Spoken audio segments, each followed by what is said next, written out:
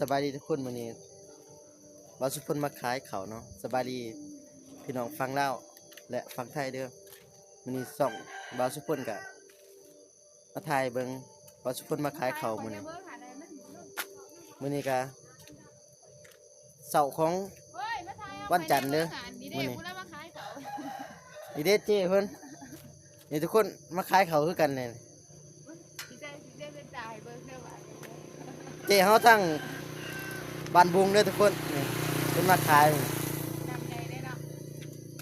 นี่มื้อนี้ก็หลายเลยทุกคนเนี่ยมื้อนี้พี่น้องเพิ่นมาพอเป็นมือทมิตของอาทิตย์ดิเขาซาบานเพิ่นก็ถือว่าเกี่ยวหลายๆแล้วนะทุกคนทั้งในพุ่นอันนี้ตั้งข้างหน้าเลยทุกคนนี่ทั้งในหลายกว่านี้อีกเลยทุกคนตอนนี้บาวสุพลก็อยู่ที่วงศรีทาโพเนาะทาโพเหนือเด้อเมืองโขงแข้งจำปาสักเนี่ยพูดทั้งในเอ็นบ่ทุกคนบาวสุพลสิบ่ได้เข้าไปแล้วเพราะว่าบางทีเพิ่นสิบ่อนุญาตให้ถ่ายเด้อ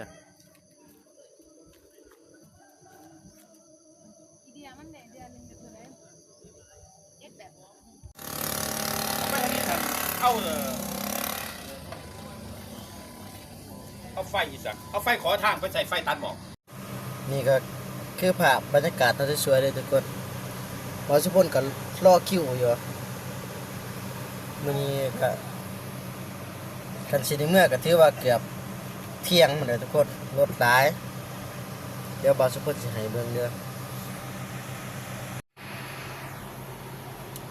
ตัวนี้บาวสุพลก็เข้ามาในเนาะมีทั้งรถหลายรถใหญ่เด้อเลี้ยนคิวกันเด้อตัวนี้กำลังขึ้นตาสังก็มีจอดรถในโรงรถก็มีเด้อทุกคนหลายแห้งมื้อนี้